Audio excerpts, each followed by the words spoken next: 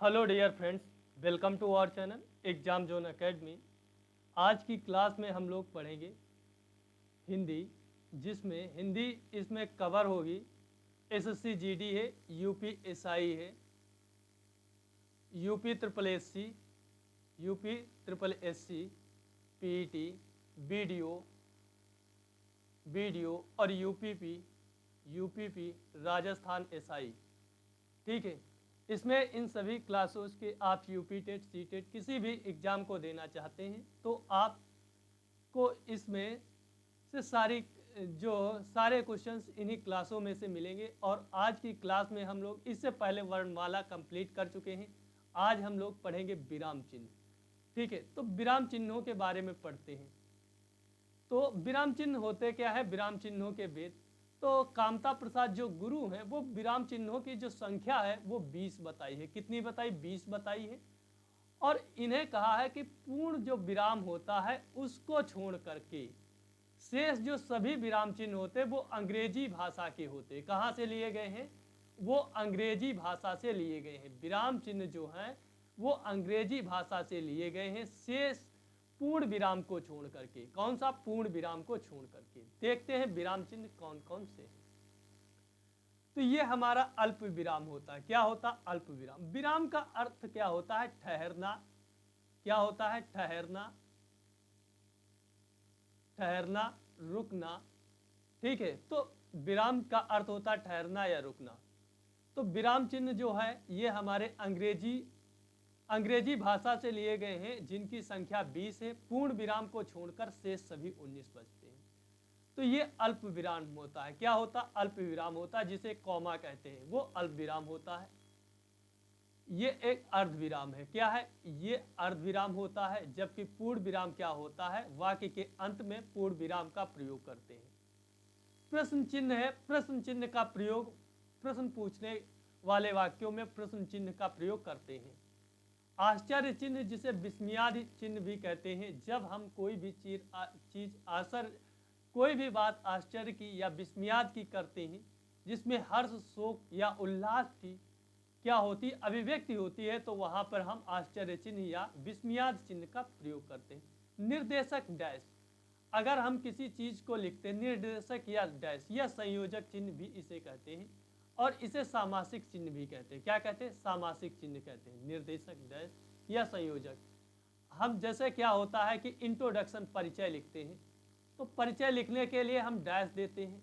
Dash मतलब क्या होता है? निर्देशन। इसके बारे में हम निर्देश दे रहे हैं, पूरे परिचय दे रहे हैं। ठीक है, तो निर्देश डैश होता है। उसके बाद में कोष्टक चिन्ह होते हैं। क्या होते हैं? कोष्टक चिन्ह 3 प्रकार के होते हैं। ये लघु होता है, ये बड़ा होता है, ये मझला कोष्टक होता है। अवतरण चिन्ह होते हैं, जिन्हें उद्धरण चिन्ह भी कहते हैं। क्या कहते हैं? इन्हें अवतरण चिन्ह या उद्धरण चिन्ह भी कहते हैं। उप विराम, जिसे अपूर्ण विराम कहते हैं, जो हमारे 2 बिंदु लगे होते हैं, इन्हें उप विराम या अपूर्ण विराम कहते हैं। इसे श्री गुरु जो है विसर्ग के समकक्ष बताकर इसे मान्यता देने की बात करते हैं। कहते हैं इसे विसर्ग के समकक्ष बताते हैं।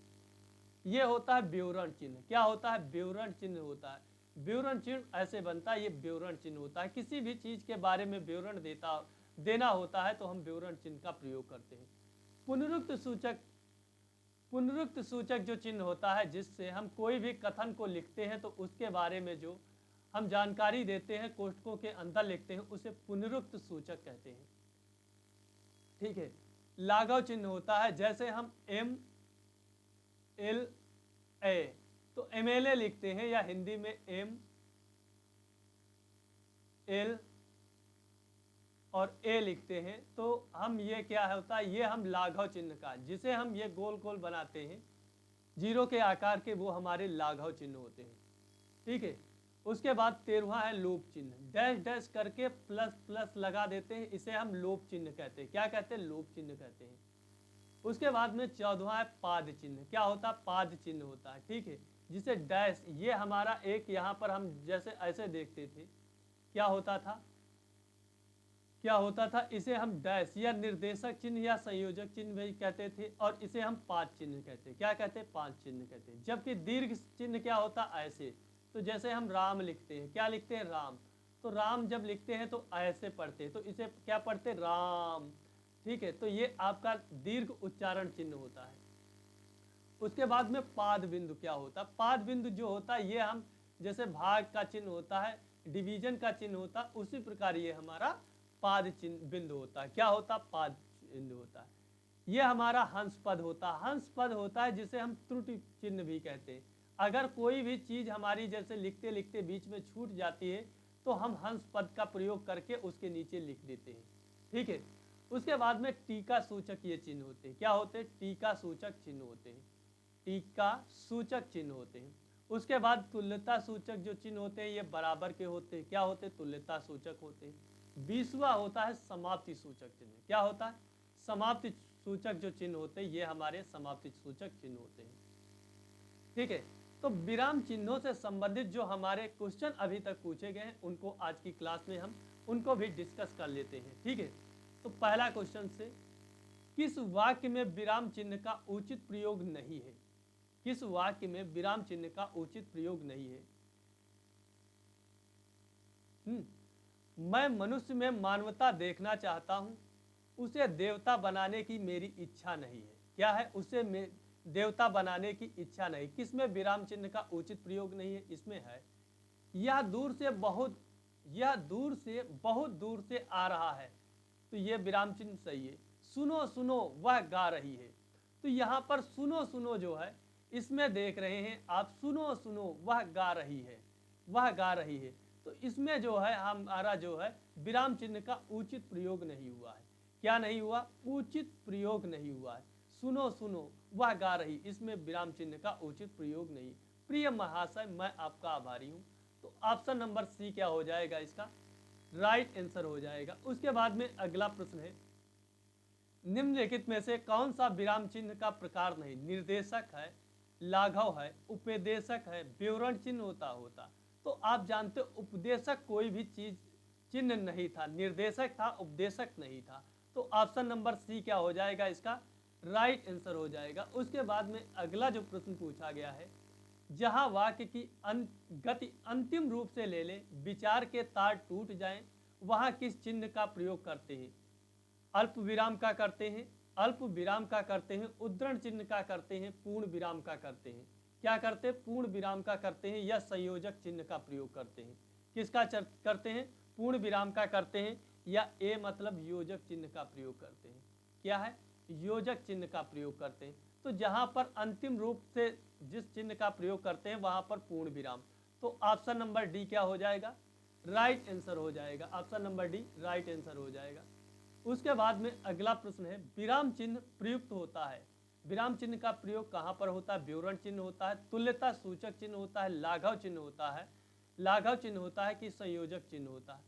तो विराम चिन्ह प्रयुक्त होता है, तो विराम चिन्ह जो प्रयुक्त होता है वो संयोजक चिन्ह में क्या होता है, संयोजक चिन्ह में होता है। तो ऑप्शन नंबर डी क्या हो जाएगा, राइट आंसर हो जाएगा। अगला प्रश्न है, विराम का अर्थ क्या होता है, विराम का अर्थ क्या होता है, चलना, ठहरना, या रुकना, या बिछुड़ना, या स्वर होता है।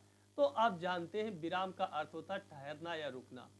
ऑप्शन नंबर बी क्या हो जाएगा, इसका राइट आंसर हो जाएगा। उसके बाद में अगला प्रश्न है, श्री कामता प्रसाद गुरु जी ने के अनुसार चिन्हों को किस भाषा से लिया गया है, तो अंग्रेजी भाषा से। किससे लिया गया, अंग्रेजी भाषा से, केवल पूर्ण विराम को छोड़कर। कौन सा, पूर्ण विराम जो है उसको छोड़कर शेष सभी क्या है, अंग्रेजी भाषा से लिए गए हैं। अगला प्रश्न है, श्री कामता प्रसाद जी के अनुसार विराम चिन्हों की संख्या कितनी है, तो विराम चिन्हों की संख्या 20 है। कितनी है, 20 है। ऑप्शन नंबर ए क्या है जाएगा, राइट आंसर हो जाएगा। Option number A right answer हो जाएगा। उसके बाद में अगला प्रश्न है, अल्प विराम चिन्ह को पहचानिए, तो अल्प विराम चिन्ह ये होता है, सबसे ज्यादा जो चिन्ह का प्रयोग होता है वो अल्प विराम का होता है। किसका होता है, अल्प विराम का। Option number A right answer हो जाएगा। उसके बाद में अगला प्रश्न है, आशीष, राहुल, राजा, शुक्ल और वैभव अपने कार्य में संलग्न है, यहाँ पर कौन सा उचित जो विराम चिन्ह लगेगा। जैसे जानते हो नाम लिखने के बीच में अल्प विराम कॉमा का प्रयोग करते हैं, राजा, शुक्ल और वैभव, तो यहाँ पे अल्प विराम का प्रयोग होगा। Option number A right answer हो जाएगा। क्या हो जाएगा, option number A right answer हो जाएगा। उसके बाद में अगला प्रश्न पूछा गया है, आनंद घर आया, थोड़ी देर रुका और चला गया। इस वाक्य में उचित विराम चिन्ह बताइए क्या है। तो आनंद जो है वो घर आया और थोड़ी देर रुका, तो यहाँ पर आप जानते हैं अल्प विराम का प्रयोग होगा। किसका होगा? अल्प विराम का प्रयोग होगा। तो आनंद घर आया, यहाँ पे अल्प विराम लगेगा, थोड़ी देर रुका और उसके बाद वो चला गया। तो option number A right answer हो जाएगा। उसके बाद में अगला प्रश्न है, मैं कृष्ण के घर पहुंचा परंतु वह नहीं मिला। इस वाक्य में कौन सा विराम चिन्ह लगेगा? तो आप जानते हैं मैं कृष्ण के घर पहुंचा। कहाँ पहुंचा? मैं कृष्ण के घर पहुंचा। अब जब जानते हैं परंतु और किंतु के बीच में आप क्या जानते हैं, वहां पर अल्प विराम का प्रयोग होता है। क्या होता है? परंतु पहुंचा, तो परंतु के पहले अल्प विराम का प्रयोग होता है और वह नहीं मिला। तो ऑप्शन नंबर सी क्या हो जाएगा? इसका राइट आंसर हो जाएगा। क्या हो जाएगा? Option number C right answer हो जाएगा। उसके बाद में अगला प्रश्न है, समानाधिकरण शब्दों के मध्य किस विराम चिन्ह का प्रयोग होता है? तो समानाधिकरण जो शब्द होते हैं उनके बीच कौन सा होता है? तो आप जानते हैं समानाधिकरण जैसे समानाधिकरण जैसे प्रधानमंत्री श्री नरेंद्र मोदी जैसे गणतंत्र दिवस के अवसर पे आए, तो ऑप्शन नंबर बी, तो अल्प विराम का प्रयोग होता है। तो ऑप्शन नंबर बी क्या हो जाएगा? इसका राइट आंसर हो जाएगा। अगला प्रश्न देखते हैं, वाक्य में जब एक ही प्रकार की कई संज्ञाएं आए तो उनके बीच किस प्रकार का विराम चिन्ह लगता है? तो आप जानते हैं जब वाक्य में कई प्रकार के विराम चिन्ह जो संज्ञाएं आती हैं तो अल्प विराम का प्रयोग होते हैं। जैसे हमने अभी राम, श्याम, घनश्याम, तो ये एक ही प्रकार की संज्ञाएं हैं, तो संज्ञाएं आती तो अल्प विराम का प्रयोग होता है। उसके बाद में अगला प्रश्न है, छंदों में एक चरण की समाप्ति पर किस विराम चिन्ह का प्रयोग होता है? तो आप जानते हैं एक चरण की समाप्ति होने पे अल्प विराम का प्रयोग होता है। Option number A right answer हो जाएगा। उसके बाद में अगला प्रश्न है, रामू जो बड़ा खिलाड़ी है, कल उसकी टांग टूट गई। वाक्य में उचित विराम चिन्ह का प्रयोग करें।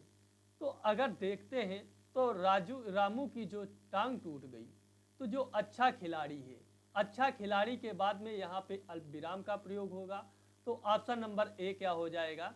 राइट आंसर हो जाएगा। उसके बाद में अगला जो प्रश्न है, जाना है तो जल्दी जाओ। वाक्य में उचित विराम चिन्ह का प्रयोग करें। तो जाना है जल्दी जाओ, वाक्य में उचित जो प्रयोग होगा तो यहाँ पर अल्प विराम का जाना है कॉमा अल्प विराम फिर जल्दी जाओ, तो अल्प विराम का प्रयोग होगा। तो ऑप्शन नंबर ए क्या हो जाएगा? इसका राइट आंसर हो जाएगा। उसके बाद में अगला प्रश्न है, माँ मेरा कल्याण करो। क्या है? अगला प्रश्न है, माँ मेरा कल्याण करो। तो माँ के पहले क्या लगेगा? अल्प विराम लगेगा। तो option number A right answer हो जाएगा, माँ मेरा कल्याण करो।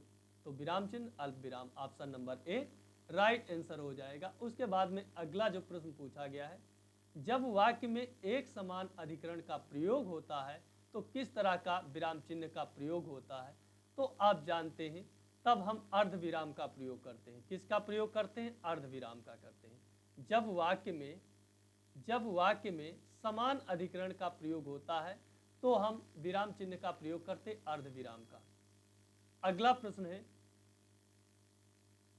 प्रश्न है, मिश्रित तथा संयुक्त वाक्यों में विरोध का भाव प्रकट करने के लिए किस विराम चिन्ह का प्रयोग किया जाता है? अर्ध विराम का, उपविराम का, योजक चिन्ह का कि कोष्टक का प्रयोग किया जाता है? तो आप जानते हैं किस विराम चिन्ह का प्रयोग किया जाता है? वो योजक।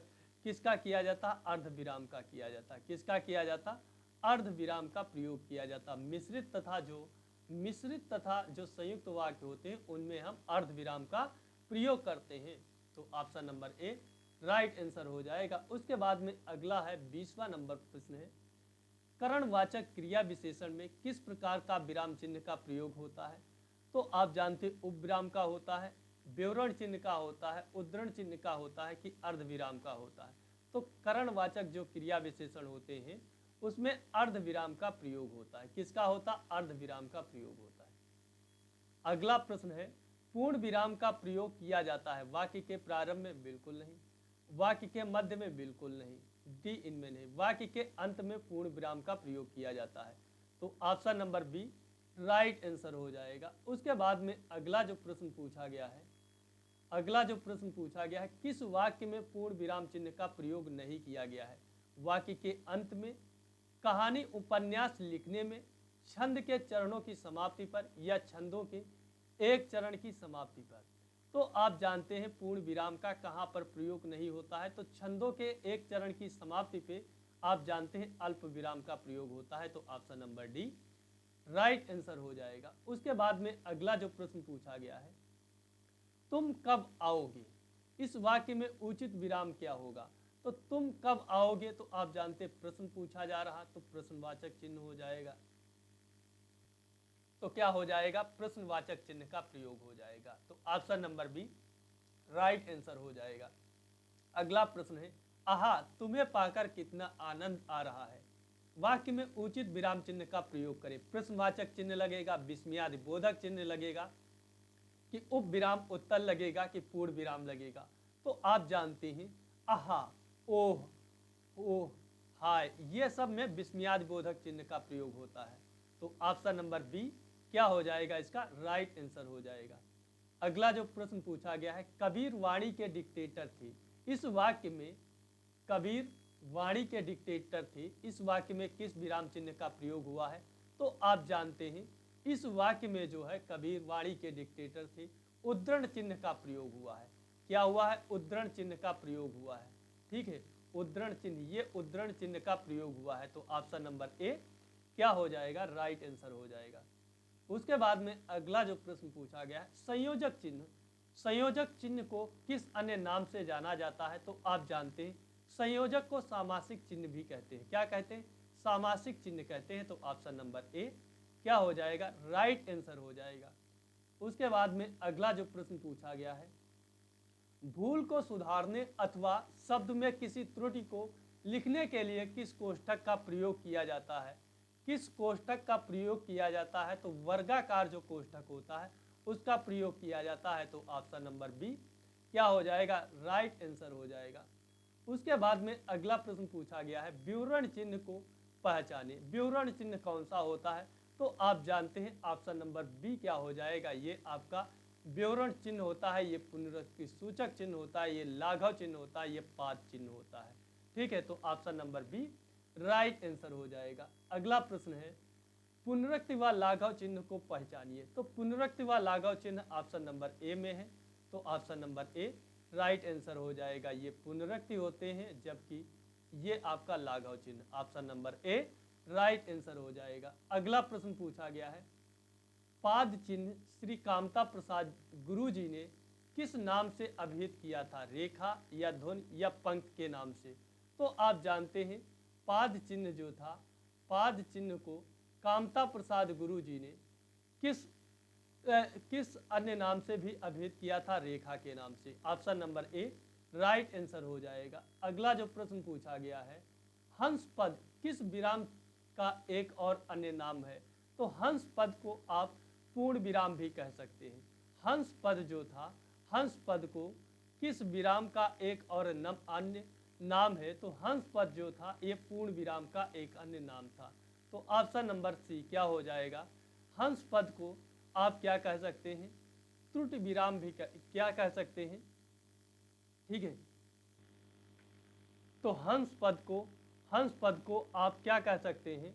त्रुटि विराम चिन्ह कह सकते हैं। क्या कह सकते हैं? त्रुटि विराम चिन्ह कह सकते हैं। तो ऑप्शन नंबर डी क्या हो जाएगा? इसका राइट आंसर हो जाएगा। उसके बाद में अगला है, तुल्यता सूचक चिन्ह को पहचानिए। तो आप जानते हैं ये तुल्यता सूचक है, ये हंस पद है, ये लाघव है, ये कोष्ठक है। तो option number D right answer हो जाएगा। उसके बाद में अगला प्रश्न पूछा गया है, पाद चिन्ह की पहचान करें। तो ऑप्शन नंबर डी पाद चिन्ह है। क्या है? पाद चिन्ह है। उसके बाद में अगला प्रश्न है, समाप्ति सूचक चिन्ह की पहचान कीजिए। समाप्ति सूचक जो चिन्ह है, तो समाप्ति सूचक जब चिन्ह की बात करते हैं तो ऑप्शन नंबर ए क्या हो जाएगा? राइट आंसर हो जाएगा।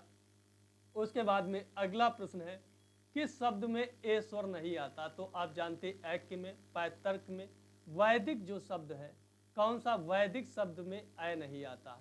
तो ए स्वर नहीं आता। तो option number A right answer हो जाएगा। उसके बाद में अगला प्रश्न है, किसी बड़े अंश का संक्षिप्त रूप दर्शाने के लिए किस चिन्ह का प्रयोग किया जाता है? लाघव चिन्ह का, संपेत चिन्ह का, अल्प विराम का, अल्प विराम का कि अर्ध विराम का कि कोष्ठक का प्रयोग किया जाता है? तो आप जानते हैं लाघव चिन्ह का संक्षिप्त सूचक चिन्ह का प्रयोग करते हैं। तो option number A right answer हो जाएगा।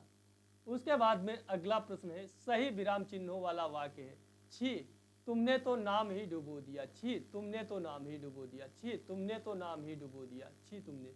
तो ऑप्शन नंबर सी क्या हो जाएगा? इसका राइट आंसर हो जाएगा। क्या हो जाएगा? Option number C. छी जो है ये इसके बाद विस्मयाद बोधक शब्द है, उसके बाद विस्मयाद बोधक चिन्ह आना चाहिए। तो option number C right answer.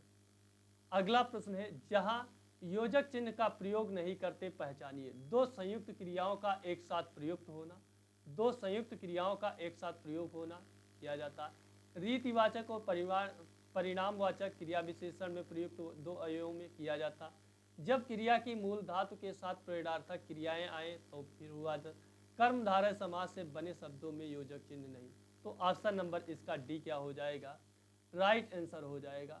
उसके बाद में अगला प्रश्न पूछा गया है, किसी कठिन शब्द को स्पष्ट करने के लिए किस विराम चिन्ह का प्रयोग किया जाता है? तो आप जानते हैं कोष्ठक का। किसका? कोष्ठक का प्रयोग किया जाता है। Option number C right answer हो जाएगा। और इसी के साथ में ये क्लास आपकी कंप्लीट होती है विराम चिन्ह की। अगर ये क्लास पसंद आती है तो आपको क्या करना है? चैनल को सब्सक्राइब करना है, वीडियो को लाइक करना है और अपने भाई के चैनल को सपोर्ट भी करना है, ठीक है। और जैसा कि आप लोग जानते हैं कि जिस हिसाब से मैंने तैयारी की थी, आप लोगों को भी ध्यान रखना है कि किसी भी काम आप पढ़ाई करते रहिए कंटिन्यूटी के साथ। अगर आप एक दिन नहीं पढ़ेंगे तो आपको लगेगा कि आप 10 दिन पढ़ाई से पीछे हो जाएंगे। जितना आप पढ़ाई से दूर भागेंगे उतना पढ़ाई आपसे दूर भागेगी। अगर आपको एसएससी जीडी हो, यूपी एसआई हो, यूपी पुलिस हो, यूपी ट्रिपल एससी हो, कोई भी एग्जाम क्वालिफाई करना है तो आपको फुल डेडिकेशन के साथ में विद कंटिन्यूटी आपको स्टडी करना है। देखो आप देख रहे होंगे हिस्ट्री में पढ़ा रहा हूँ, जो आपको मैं एमसीक्यू क्लासेस करा रहा हूँ, आप उससे एक भी प्रश्न बाहर नहीं पाएंगे, क्योंकि मैं इसीलिए इतना हाई लेवल का पढ़ाता हूँ। नहीं तो हिस्ट्री के हम 300 क्वेश्चन उठा ले मॉडर्न के, ठीक है, 300 से 400 मॉडर्न के उठा ले, 200 क्वेश्चन हम मेडवल के उठा ले और 250 क्वेश्चन एंशिएंट के उठा ले, इतने में क्लासें कंप्लीट हो जाएंगी, ठीक है। तो क्या उससे क्या आपको सिलेक्शन मिल जाएगा? कभी नहीं, क्योंकि अगर आपको सिलेक्शन में जाना है तो आपको वो करना होगा कि कुछ क्वेश्चंस ऐसे होंगे जो जिनको दूसरों को नहीं आते होंगे, वो आपको करना होगा। आपका जो हिंदी है स्कोरिंग सब्जेक्ट होता है। क्या होता है? स्कोरिंग सब्जेक्ट होता है। रीजनिंग स्कोरिंग सब्जेक्ट होता है।